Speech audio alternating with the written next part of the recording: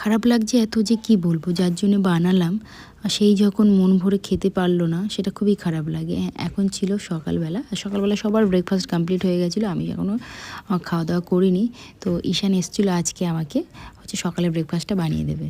তোমরা ভাবো আমার ওই ছোটো বাচ্চা আমাকে কতটা ভালোবাসে, যে মায়ের কষ্ট বোঝে। মানে ও আজকে ভেবেছে মাকেও একটা কিছু করে খাওয়াবে, যেহেতু সকালে সবাইকেই ডিম টোস্ট করা হয়েছিল। তো সেই জন্য দেখো ও রীতিমতো প্রথমে ফ্রাইংটা ধুয়ে নিয়ে ডিম ভেঙে, পেঁয়াজটা আমি কেটে দিয়েছিলাম, সেটাকে ও কিন্তু ডিম ভাজতে পারে। তো এই দেখো, সত্যি বলতে ও কিন্তু এগুলো করে, মানে আমার সাথে রান্নাঘরে থেকে থেকে না এগুলো একটুও আয়ত্ত করে নিয়েছে। তো এটা তো বানানো কমপ্লিট, এখন আমাকে বলতে হবে খেয়ে কেমন হয়েছে। তো সত্যি বলতে ভালো হয়েছে। ও খুব বায়না করছিল আজকে একটু বিরিয়ানি খাওয়াতে হবে, কারণ পরীক্ষা চলছিল। বাবু খুব পড়াশোনা করে ক্লান্ত হয়ে গেছে, টায়ার্ড একদম, ওই জন্য ওকে বিরিয়ানি খাওয়াতে হবে। তো সেই মতো ওর জন্য মাটন নিয়ে এসেছিলো বাবা, শুধুমাত্র মাটন বিরিয়ানি ওর জন্যই হবে।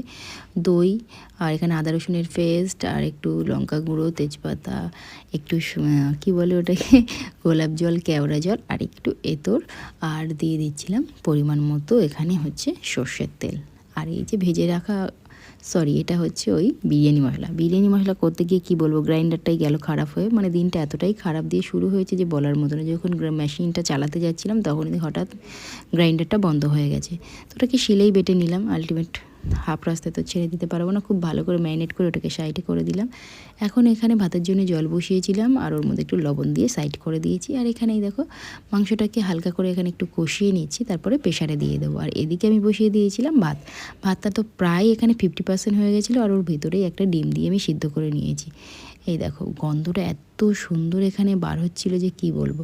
তো মাটনটা এখানে মোটামুটি কষিয়ে নিয়ে প্রেশারের মধ্যে দিয়ে 3টে মতো সিটি দিয়ে নিয়েছিলাম। আর এদিকে দেখো একদমই কিন্তু বিরিয়ানি টোটালি রেডি হয়ে গিয়েছে। আর এখানে আমি ফুড কালার ইউজ করিনি, বাকি সমস্ত কিছুই কিন্তু এখানে আমি ইউজ করেছি। কিন্তু ওই যে তরকারি যে কালারটা ছিল, যে কারণে ভাতটা এরকম একটু ইয়েলিশ হয়ে যায়। বিরিয়ানিটা খেতে বলতে সত্যি অসাধারণ হয়েছিল, কিন্তু যার জন্য বানিয়েছিলাম এত উৎসাহ নিয়ে, কখন হবে কখন হবে কখন হবে, বিরিয়ানি গন্ধ যখন থেকে বার হয়েছে। আমার ছেলে একটু বিরিয়ানি ভালোবাসে, আর যতদিন দাদার দোকান ছিল ততদিন তো বিরিয়ানি পার ডেই আসতো। দাদা এখন দোকানটা বন্ধ রেখেছে, তো বিরিয়ানি বাইরের খাওয়া বন্ধ হয়ে গেছে। দেখেছো প্লেটে সার্ভ করার সাথে সাথে কি মজা নিয়ে খাচ্ছে। হ্যাঁ, এই মজাটাই এক্ষুনি সাজাই পরিণত হবে, যেটা হচ্ছে সমস্যার কারণ। গরম গরম খাচ্ছিল, আমি ভাবলাম বেশ ভালোই হয়েছে, তাহলে প্লেটটাও সামনেই দিয়ে দিই। আর এটা করতে গিয়েই সমস্যা হয়েছে, বাবুর সামনে চলছিল ফোন, আর ফোন দেখতে দেখতে গরম আলুর মধ্যে হাত ঢুকিয়ে হাতটা পুরোপুরি পুড়িয়ে ফেলেছিল, একদম লাল ঠোসা পড়ে গেছে।